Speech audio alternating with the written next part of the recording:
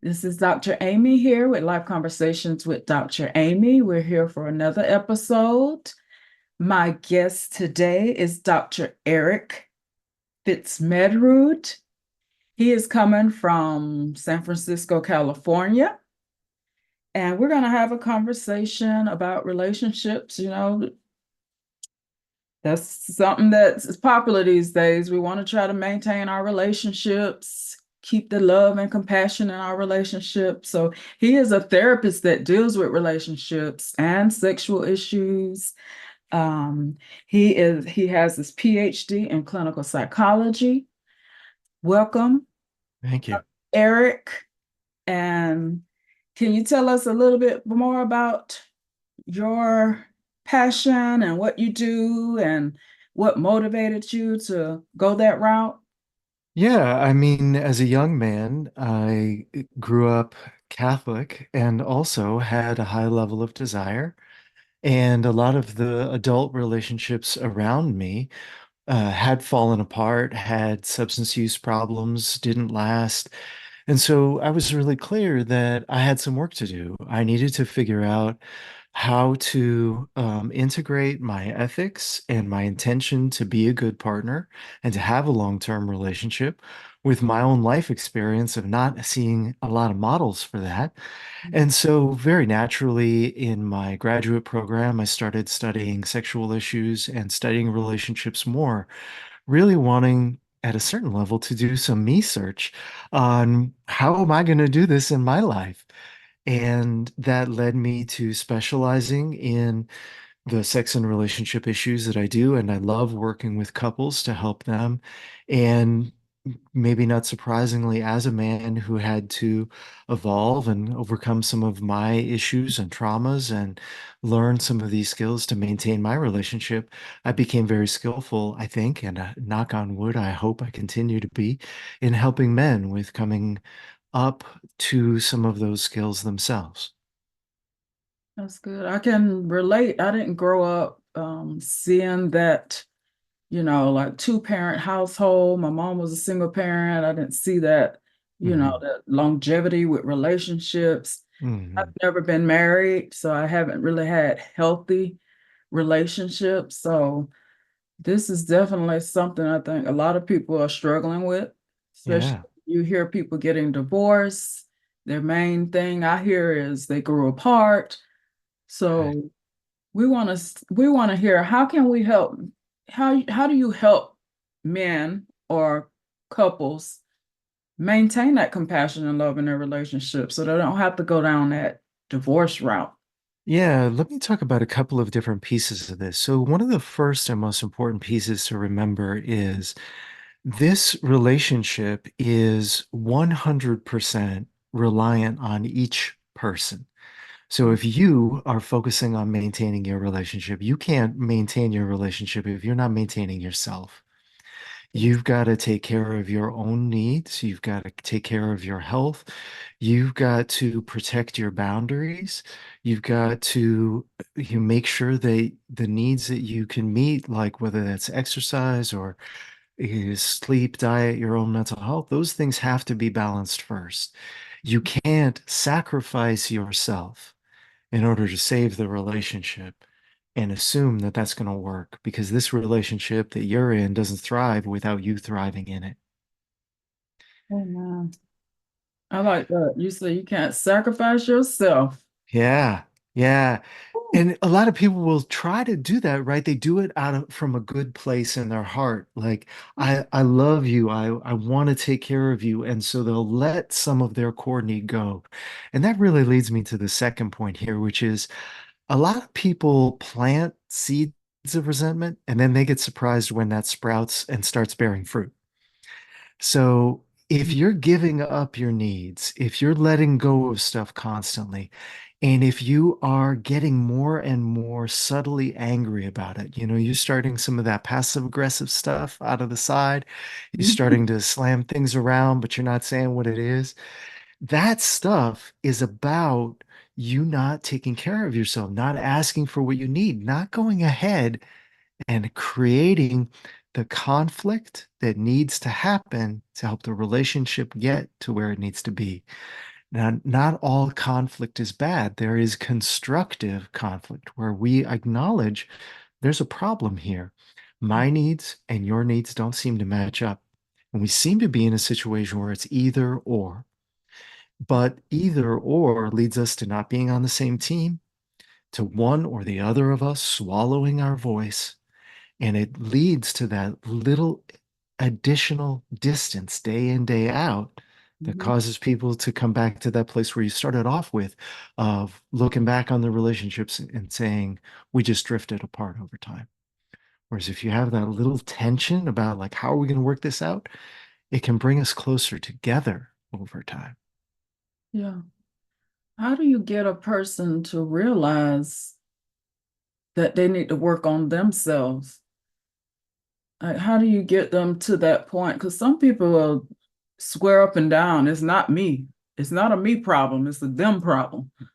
Yeah. Yeah. Well, I always like to start with, okay, let's imagine that you're correct. Hmm.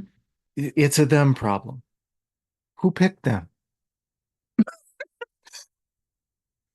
Who put that person in your life, in your bed, in your home? Amen. Hmm. And and who's keeping them there? So sometimes it is true, right? Sometimes it is true. The other person is the real problem.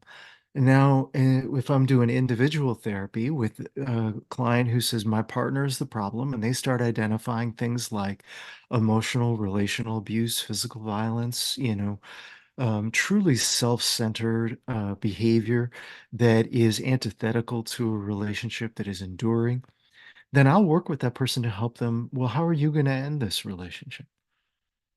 And that's fine to go down, but then that's still me work, right? How am I going to deal with this person that's a problem in my life?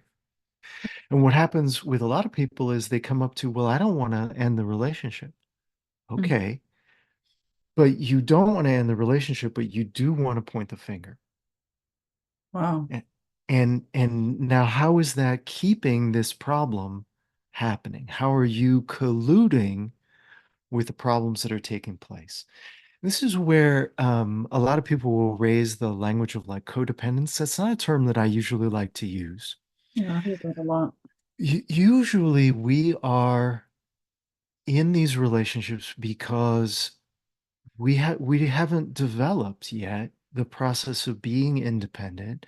We haven't developed our own voice for constructive conflict.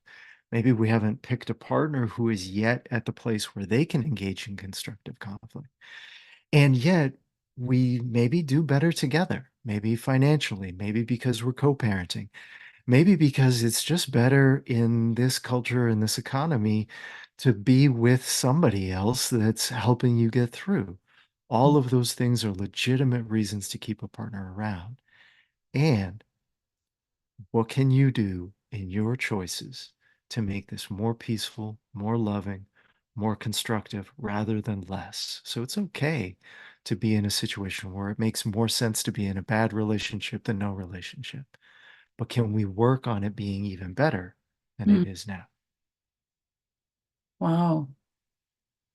I don't know. What's going on in there? Stay in a bad relationship just because of financial issues and codependency. Oh, Well, people make that decision. they do. They do. So my strategy is I'm not here to tell somebody what to do with their relationship. But if you're dead set on keeping it, I'm going Yeah. to work with you about now what? Yeah. Yeah. So I take the stance as a therapist, it's never my job to tell you whether to end your relationship or not. My job is if you're coming in and bringing your relationship in, is to tell you what it would take in order for you to get from where you're at to where you want to be. And if I'm working in a couple, I empower each person Mhm. to make the changes they would need to make their contribution to move that process forward. What would you say? Okay, because a lot of men I've encountered, they'll shut down. Absolutely. And we women, we're Mhm. emotional. And Mhm. I can say for the more majority of relationships, the woman is really fighting the hardest to Hmm. save it. Hmm. That that's accurate. So a number of things that you said I would say are accurate, and I would put slightly different spin on it because looking at it from a different angle creates more of that empowerment that I like to lean towards. Okay. So research evidence about men shutting down, that stonewalling process of like he's just staring forward, clenching his jaw, and not saying anything and not contributing to solutions. Men are more guilty of that more often than women. Hmm. Um, and one of the things you said, women are more emotional. What I think you mean is that they're more expressive in their emotions. Because that man didn't shut down that way because he wasn't emotional. He shut down because he was experiencing an overwhelm of emotions. Yes. And you said, most often the women in heterosexual relationships are fighting for the relationship more. Agreed, that's the most common. And that fighting for the relationship is probably overwhelming him. In my experience, and it's a little bit of a subtle thing, but in my experience, most men aren't shutting down because they lack empathy. Most men are shutting down because they are overwhelmed by their empathy. They don't know what to do when they witness their partner in tears, angry, upset, disappointed. Mhm. They feel so overwhelmed that they don't know what to do. So they go into a collapse moment of protecting their emotions and protecting their psyche by just shutting down and going flat. Wow. In the animal kingdom, right, animals freeze that way when they feel like the only way that this predator is going to stop hurting me is if I just go flat. Yeah. And that's what men do in relationship. We don't think of men as afraid, but often we are. We're afraid and overwhelmed because we don't have the tools that we need in order to regulate our own emotional reactions, in order to constructively engage in co-regulation of our partner's emotions, and we don't know how to solve the problems. We're deeply trained as men that if there's a conflict, it's a one up, one down, winner or loser kind of situation. And if we're men who want to be good men and better men, maybe than we saw in the generations before us, we don't want our anger to get the better of us. So we're trying not to be in the one over dominance position. So we try to stuff all of that overwhelm, all of that helplessness, all of that sadness, guilt, grief, whatever it is, and we just push it down. And it doesn't work, but it's our best strategy that we have. Yeah. So in that sense, the men are actually fighting for the relationship at that moment. Don't let me get to that point right now. I'm just going to go flat. I'm going to wait for her to burn it out. And that's my effort to contribute to the relationship going forward because I don't know what else to do. I just know not to get angry and violent. Yeah. And so we lack a lot of resources, and that does cause our relationships to suffer. And our female partners see that they're the ones talking, they're the ones engaging, they're the ones trying to do the thing that I've just recommended, right? Constructive conflict. But Mhm. if you keep pushing that constructive conflict, then he keeps shutting down. So I like to introduce to women the idea of conversational consent. Is he agreeing to have this conversation, Mhm. or are you pushing it on him? And what happens when you push it? Hey, I'd like to talk about this. I think it's really important. I think we shouldn't shut this down. I think we need to try to resolve this, but I'm also not trying to dominate you. Uh-huh. I'm not trying to tell you you're the only person who needs to make changes. Let me know when it would be a good time to talk about this. And then you wait and you back off a little bit. Over time, if you keep taking that approach, he'll eventually begin seeing, like, oh, she really means it. She's really not trying to just steamroll me.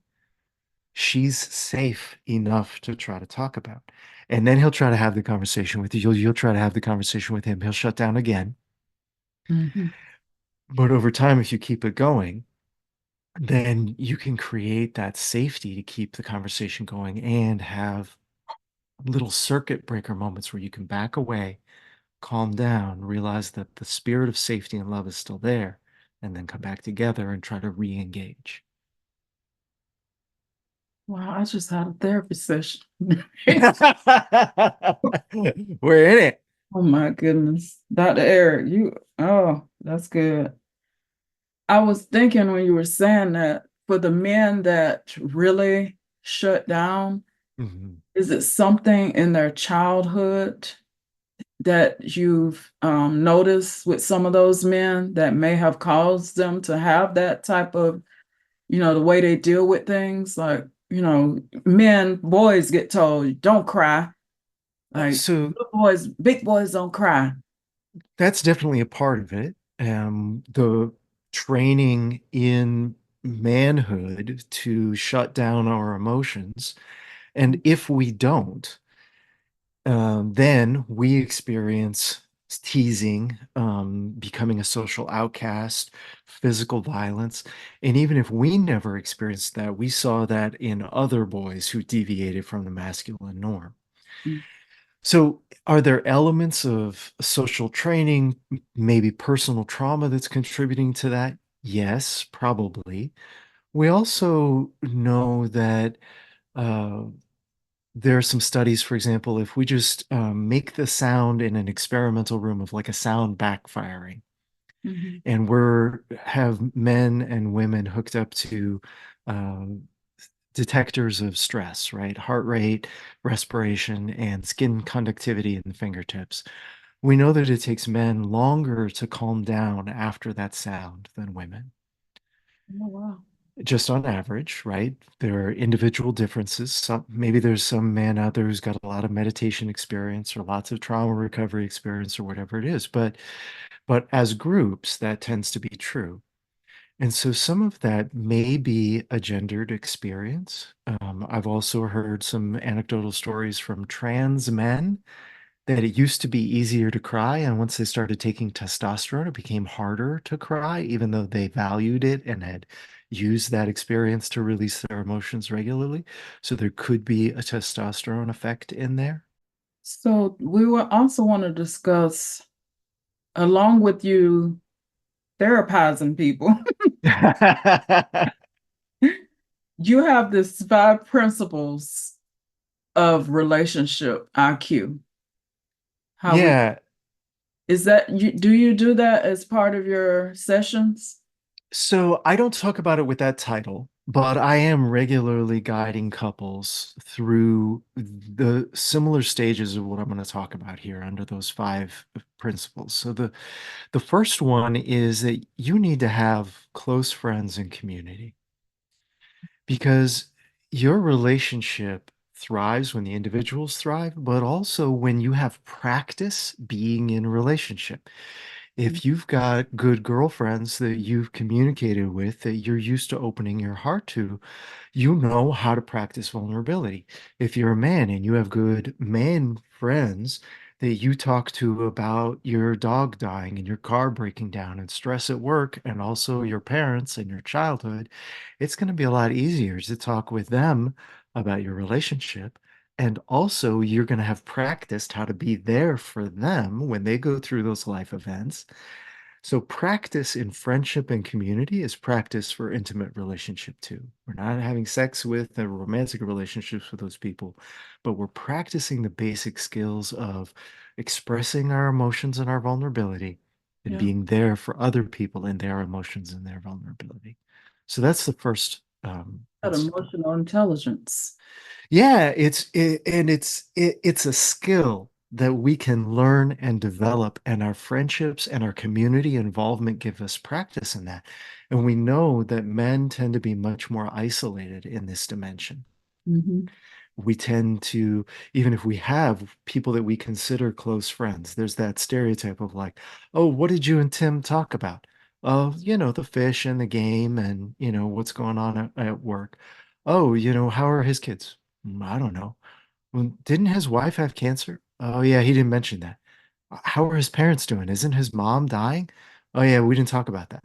That's a problem for us men if we're not talking about that and practicing those deeper relationship skills. So, the second principle that I teach couples is you need to know when you are in a conversation that is not productive with your partner.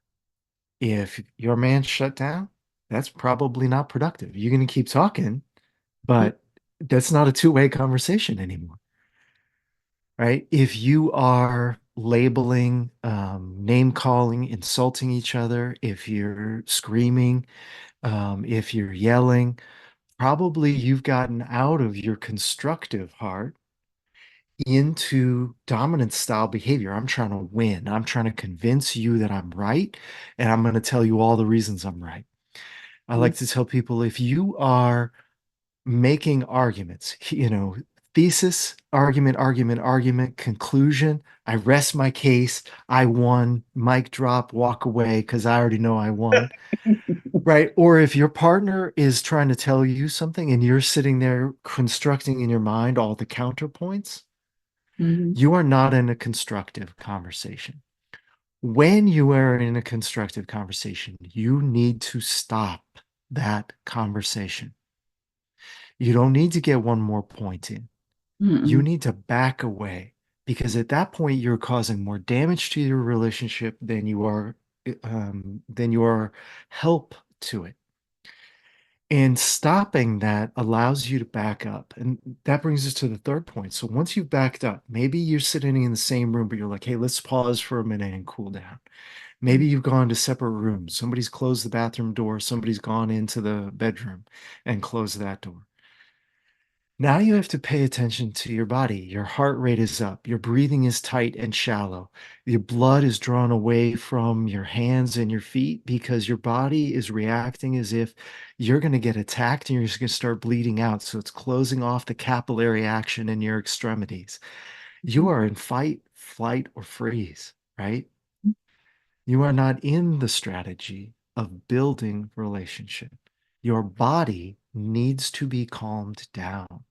You Mhm. cannot be a constructive and loving partner when you are trying to dominate somebody or when you're afraid that you're about to be dominated. So you got to breathe into your stomach. You got to get that heart rate back down. You got to get that blood pressure back down. Yes. You got to get into that place where you think they might be pissing me off right now, but I love this person and I love them for good reasons. Yeah. I want to build this relationship with them. And this is where we get into the fourth principle. I've already kind of alluded to it when I was talking about maintaining love and compassion and focusing on yourself. Mhm. You need to remember the only person you control in your relationship is yourself. Mhm. So let's say you're in that bedroom and you've calmed down. Your body now is in a relaxed position. You need to be thinking about how am I going to resume this conversation in a way that builds peace? Mhm. And you immediately go into, well, what do you mean build peace? Like my needs are not getting met here. My partner is just being obstinate. They're being stubborn. All right. It's not fair. I'll get to that in a second. But the only person I can control to make this peace is myself. And you already heard me say I'm not trying to help you give up yourself, right? So I'm not trying to have you back down on your positions. But maybe you go in and you say, hey, it sounds like you're telling me we can't go out on date nights because you're already too tired from work and you're tired of me asking for dates. Am I hearing you correctly? Is Mhm. that the problem? Is that the barrier? I'm not trying to tell you you're wrong about that. I'm just trying to make sure I'm hearing you. You can come in a constructive way, even just repeating back to your partner everything they're stubborn about. Everything they keep repeating, people usually repeat themselves because they don't feel heard. Just repeat it back to them. Am I hearing you right? Do you feel heard? Are there any other reasons we can't go on a date night? Yeah, we don't have money. Okay, are there any others? Yeah, we're in the middle of nowhere and we're in a rural community. How are we going to what kind of date do you want? How come you're always asking me for things that I don't know how to do? Okay, well, we are in a rural community. That's true. Maybe we could find some constructive solutions. If you need to know what I mean or what my ideas are, I'd be willing to engage in that, but I'm not trying to insert that here. So what I hear you saying is you don't know what I'm asking for. Is that true?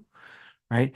When we hear our partner out and we Mhm. repeat back to them everything they're telling us, you just watch.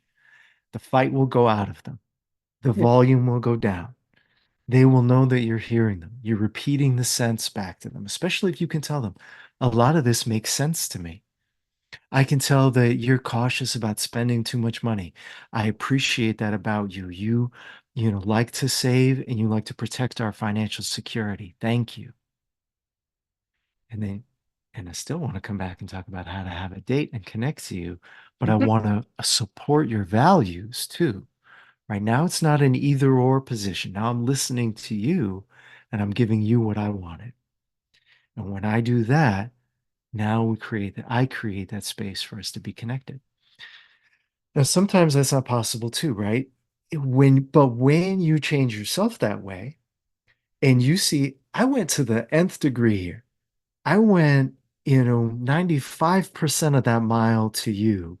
I Hmm. was calm, I was collected, I listened to everything you had to say, I repeated everything you had to say. And then at the end of that, I said that it made sense, and I asked if you would be willing to listen to my needs that are here, and that I would still like to try to talk about how to work with you on that. And then you shut me down. That's when I get to see maybe this relationship isn't collaborative. Maybe Yeah. no matter how far I go into making a team, maybe you aren't willing to join me. Or maybe that's just what I think before I try it, and that's why I never try it, Yeah. right? So that's why we have to focus. Number four is change yourself. And number five is it's not fair. Hmm. It's people in my office will tell me so often it's not fair. It's not fair that I always have to be the one to offer the olive branch. It's not fair that I always have to be the one to offer to listen. It's not fair that I'm always the one who puts in more of the work. Hmm. First of all, we've all got a cognitive bias. We record every contribution we make to our relationship. All the times I didn't start a fight with you, I put that in my win column and give myself a little gold star. And I think what a good partner I am. But we imperfectly record all of our partner's contributions because we're not in their head. We don't know, Exactly. right? We already talked about, for example, that experience where like he shuts down. You Hmm. don't know what demons he's fighting inside of himself in that moment. He might be telling himself, at least I'm not yelling right now. At least I'm not going to what my daddy did. At least I'm not going to what my mom's boyfriends did. And that is a positive contribution. It may not be the one you're looking for, but it's something. And it is better than the alternative for him. So we have this bias that tells us we're always contributing. I can't tell you how many times the two people in my office both said to me they did more to keep the relationship going than their partner did. Wow. So we need to change this idea. We need to repeat to ourselves all the good things about our partner, all the things that we value about them, all the things that they do for us, for our kids, for our community, for our extended family. And then we need to try to play catch up. Yeah. That's what puts us in the right mindset to contribute what we can contribute. Because if you get two people who are both saying it's not fair, they're just going to get more and more distant. So bring your gifts. That's Mhm. one of the ways I like to think about it is you can think right now about how to make peace. If you're the high desire partner, like a lot of men will say, like, well, I'm always the one who initiates and she never initiates sex or things like that. That's your gift in this relationship. How come I've always got to be the one who initiates the cleaning in the household? That's your gift in this relationship. How come I'm always the one who has to offer peace at the end of a fight? That's your gift in this relationship. Yeah. So bring that gift. That's so good of you.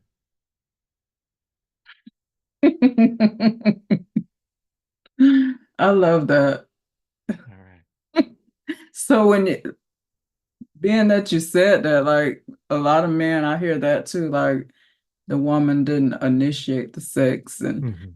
Yeah, bring your gift. bring your What, gift. so is that the solution? Bring your gift? I mean, do they still tell the woman, okay, I would like you to initiate sometimes? Have you had that situation with couples and then Yeah. So there are a number of different strategies that I might bring. Let's imagine that the man in a heterosexual relationship is the one who's complaining about initiating the most often. So the first thing that I'm going to offer him is, do you ever back off of initiating and give her space to initiate? Yeah. Because probably if you're the high desire partner, where you're interested in it more often, and your partner relative to you is lower in desire, right? Then you're going to be initiating once every other day. She never has the chance to get to day 3, which is when her initiation drive would kick in. Or Hmm. maybe it's day 4 or 5 or 28. I don't know. But if you don't back off on that initiation, then you take up all the air, right? Just like I'll tell the woman, if you're talking all the time and then complaining that he never talks, that's a part of why he never talks. You got to be silent for a little bit to give him the space to gather his thoughts, calm himself down, figure out what he's going to say. So the next strategy is, if you're the one that's always initiating, are you creating the conditions in which she would want to initiate? Hmm. So a lot of men experience spontaneous desire, desire where you're just walking down the street and you think, ah, I feel sexual as a being. And then as I'm walking down the street, I notice things that remind me of sex, right? Whether it's springtime and the birds are chirping, or whether I see a sexy billboard on a bus, and now I'm noticing all of the sexy things. And every time I notice the sexy things, I feel even more sexual. But a lot of women have contextual or responsive desire patterns where they need a little bit of calm and quiet and de-stress and a little bit of romance and a feeling of emotional connection, or a little bit of physical pleasure, like, "Oh, it's nice when you're rubbing my feet, you know. How about if you rub my hands? How about if you rub my shoulders? Let me give you a little kiss. Ooh, that kiss felt nice. Let's do a little more kissing. Hey, that kiss felt nice." You know, that responsive desire comes from the existing feeling of pleasure in being close to each other. So are you creating those conditions where she might want to initiate? And you know, all of that comes back into, are you putting in, this comes from Emily Nagoski in her book, Come As You Are you putting in the right effort, the right amount of effort? Um, and what, and is this the right goal? Yeah. So you keep thinking about getting in the sack, but maybe you need to think about building emotional intimacy, and building the emotional intimacy would open up the sexual channel. I was just thinking that, like you said, I'm glad you said that because the intimacy part, instead of just jumping on somebody, All right. not creating the atmosphere or the space to, get more intimate, foreplay. And this goes back to the idea of maybe you're giving the love you would like. You would love it if your partner would initiate by just jumping on you and getting something started. Hmm. But are you thinking about how your partner receives love and how their motor gets going? And Exactly. if you're not thinking about that, then you're thinking kind of in a self-centered way. You are oriented to your own pleasure. And instead, you need to think about other oriented pleasure. How can I get their pleasure moving? And what does that take? And sometimes at a certain level, we tend to think that other people are wired like us. They want to receive love the way that we would want to receive love. Everybody's like this. Wouldn't you want this? Well, maybe they don't. Maybe they are very different from you. Maybe that's what initially attracted you to them. They're so spontaneous and you need a little bit of that in your life. Or they're so buttoned up and responsible and that was different from what you grew up in and you really benefit from that. That complementarity often draws us into a relationship, and then that's often what we end up complaining about. That's good. And you also help men, now that we're talking about that, with sexual entitlement. I do. Like, it's like, okay, well, I'm the husband. I'm entitled to this. You need to satisfy me. And I know that that can put a strain in relationships. The woman Yes, it is can. tired because most of the time in relationships, both parties are working. Yeah. They have, life outside of the home, and then with that entitlement, it's like, okay, well, we Yeah. should work with this together. So this, let's just start with kind of where this comes from. Again, let's start with that idea of like, it's not fair. Mhm. So likely he starts with a very positive perspective and with a lot of love in his heart. He's pouring himself out at work, especially if he has a high risk job, something that's putting his body at risk or something like that. He's trying to contribute very positively. He's trying to meet his responsibilities. He's trying to live up to, his contribution. And he starts by doing that out of a spirit of love, respect, mutuality and generosity. I love you so much. I'm going to pour myself out. I'm going to take care of us. I'm going to earn money in my job. And that's a beautiful starting place. I always like to start with men are good, men's love is good, and men's desire is good. Mhm. But somewhere in there, it gets twisted. So, where does it get twisted? So part of the way that it gets twisted is that maybe you forget that she's also working and also depleting herself. Maybe you are operating on an outdated cultural script Mhm. that work at work entitles you to sex at home. That went out of style for women somewhere around the 1970s, if not before. Mhm. And even before that, it probably didn't work. Yeah. Right? It was always a false contract that A entitled you to B. Yeah. But now, when men are still operating under it, women have gone through women's liberation. They've gone through sexual revolution. They've understood that they're entitled to pleasure. They've understood that they don't have to have sex if they don't want to. That was always true, but they have realized it. And that old script of entitlement, I'm going to do A over here and you're going to give me B over there, doesn't work anymore.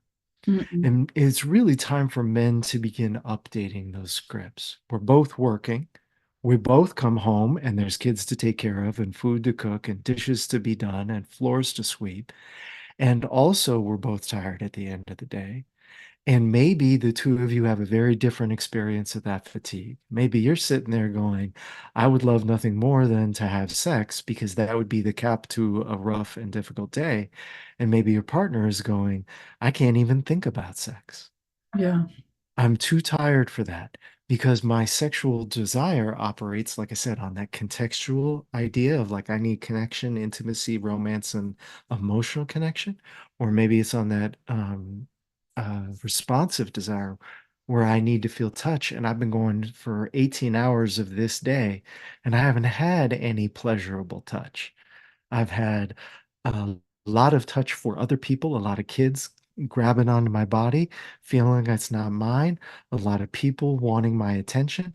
And right now, I just want to, read social media, look at some celebrity gossip, and go to sleep and have my mind to myself. For real. Right. Wow. So if we've got to work with that nature, if you're the high desire man, if you're looking for that, you got to think about what's going to create that. Maybe once a week she needs to go out so that she can have her mind and her time to herself.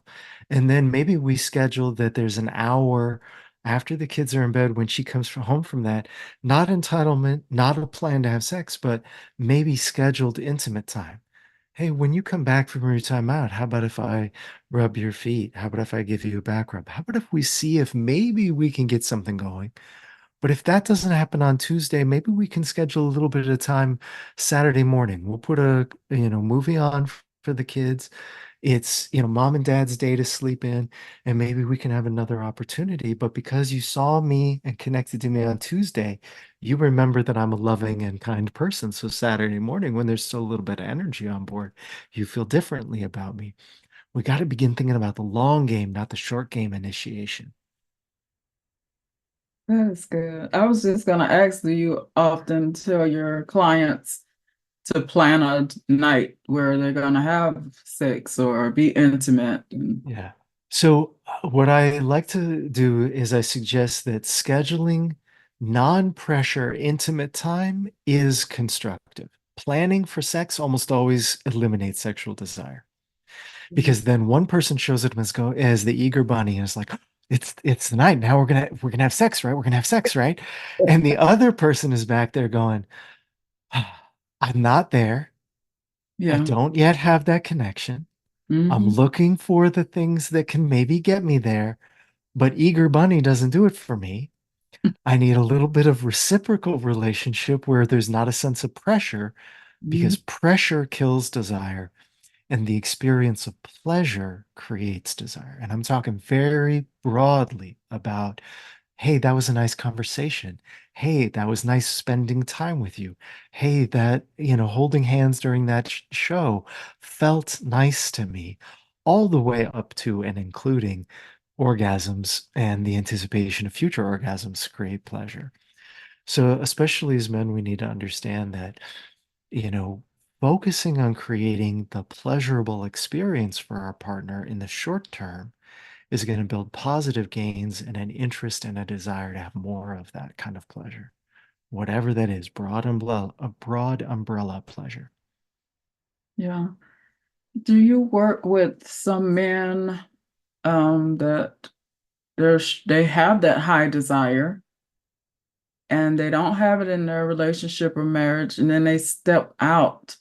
Do you have those men that come in and they regret, stepping out of their relationships, having an affair, and how do you Yeah, do? I do. I do. I mean, I'm pretty frank about it in my book because I felt like it was really important for me to be authentic and honest as a public figure. Mhm. Not only do I work with those men, but I am one of those men who didn't know how to regulate my desire, who stepped out on my relationship a couple of different times, and who had to figure out how to repair that with my wife and to return back into a situation of integrity. And so when I help men with these issues, I'm not coming from the finger wagging, I know the right thing, and so I'm going to teach you because you're bad. I'm in the place of, I get it. This is hard. When your only avenue for human connection is through sex with your partner, you're Mhm. at a much higher risk for feeling entitled, for creating pressure in your relationship, and for stepping out. I get that, and I have so much empathy for you because I've done those things. I understood in my guts how much it hurt my partner to do that. And I understand in my guts how hard it is to accept fault for that, responsibility for it, and to repair it. So, yeah, I work with that on a pretty regular basis. Well, and then you mentioned your book, The Better Man, A Guide to Consent, Strong Relationships, and Harder Sex. Can you I know you just mentioned a little part of it. Can you go Yeah. into more detail about your book? Yeah. So, look, let me speak to the men first, and then I'm going to speak to the partners of men in a second about this book. So, men, like I said, I'm not a finger wagging person. Mhm. This book is not a finger wagging book. What I recognize is that you're in pain. You want better relationships. You're tired of being told that you should do all of the things to do a better relationship without getting a guide for how to do it.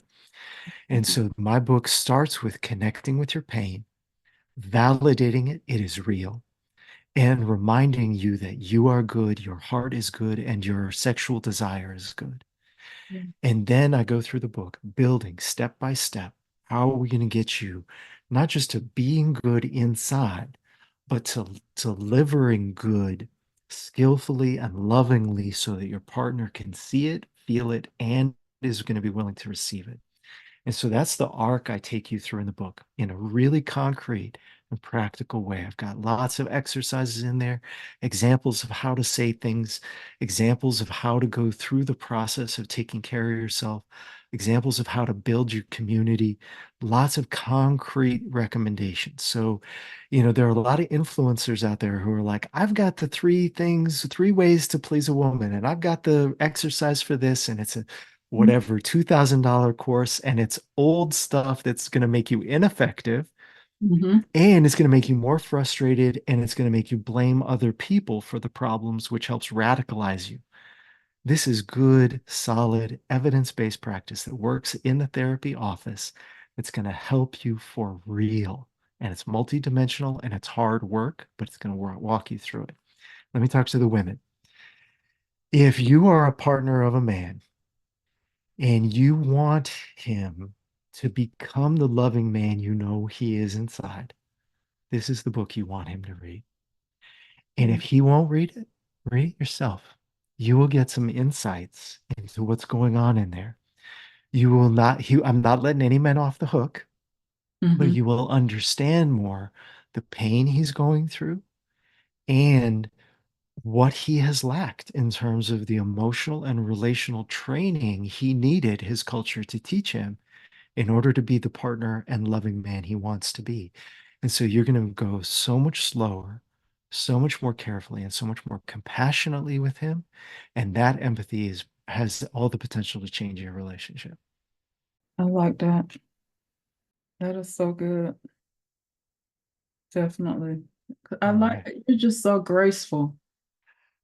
I try to be. It's my intention. I love how you just the way your cadence, the way you speak. I can just tell the people that you counsel or therapize. I could just see that they really your success rate with those relationships. It Just by seems it talking with you. seems good. Yeah. And like any therapist, I certainly still experience couples that I can't help. Usually because they waited too long to go to therapy. The research says couples typically wait 5 years from the beginning of problems before they pursue therapy. Y'all don't wait that long. Mm-mm. Go to therapy when you hit a bump, before it becomes a pothole, before it becomes a road out sign. Yeah. And do you recommend like even premarital? Like, I've done that a few times. I do think that it can be constructive to engage in a little bit of premarital therapy to, especially if you've already gone through a little bit of tension here or there. I kind of recommend that you don't get married before you've gone through some tension. Like, you better see where the cracks are before you buy the house and its foundation, because every relationship's going to have some cracks. mhm. Um, and having a therapist to proactively point you to the books, the videos, the resources, the tools that specifically that each of you as individuals need to develop in order to be preventative. Yeah, I've done that any number of times, and I really like doing it. 4 to 5 sessions usually is enough to do a quick assessment of the couple, individual assessments with each, a little kind of diagnostic summary review from the therapist about, like, here's where your stress points are, here's what your relationship patterns look like, here's how that might bump into each other, and here are the tools and resources you might need. It can be just really empowering and much more cost effective to be preventative than reactive. Exactly. Yeah. Wow. So with all the listeners out there, oh, this blessed me. This is my premarital counseling. All right. Help me to be better for my future husband. Mhm. How can they get in touch with you? So I'm on social media at Dr. Eric Fitz, DrEricFitz. And you can also find my website, drericfitz.com.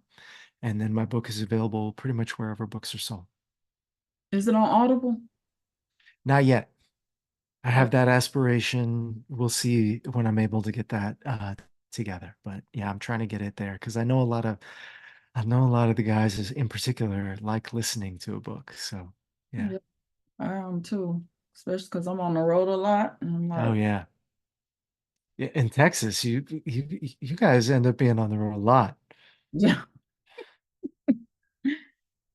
And what are some lasting words from Dr. Eric?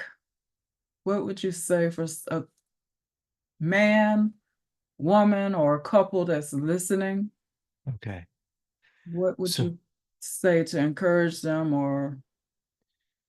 So I'm going to speak to the men.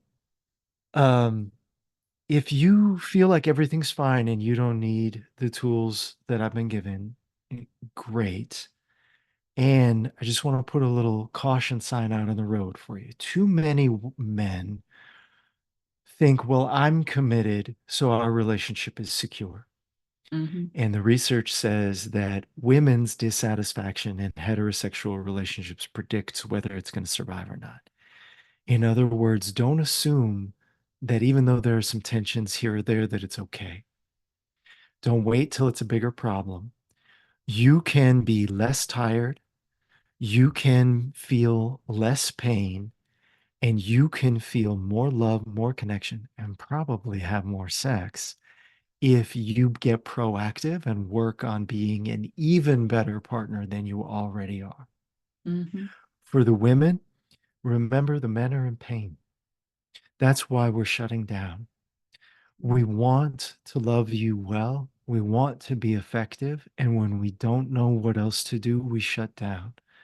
Give us space, give us kindness, give us gentleness, but keep yourself safe first of all, Yeah. because you don't have to put up with any abuse. Exactly. And for the couples, I'm just going to reiterate the thing I said a few minutes ago. Get proactive, be reading stuff, be working on your relationship. Take your anniversary every year as an opportunity to say, what's going well in our relationship? And what do we need to improve so that we're in an even better place next year? And once you identify what you're going to improve, identify how we and how each I in the relationship is going to work to make that different because you are 100% responsible for keeping your relationship together. And even though it doesn't make sense that both of you are 100% responsible, both of you are. That's the only way it works. And I like how you said at the beginning, do not sacrifice yourself. Do not. Yeah. The relationship will not thrive if you're not thriving. Exactly. All right. Thank you, Dr. Eric. So glad to be here, Dr. Amy. This was so good. Y'all heard it here. Live conversations with Dr. Amy. I will put the contact information for Dr. Eric in this episode details. Y'all hit him up. This was a blessing. Thank you so much. And thank y'all for listening. If y'all aren't subscribed, y'all hit that subscribe button, like and share. You will be blessed. Thank you. Thank you.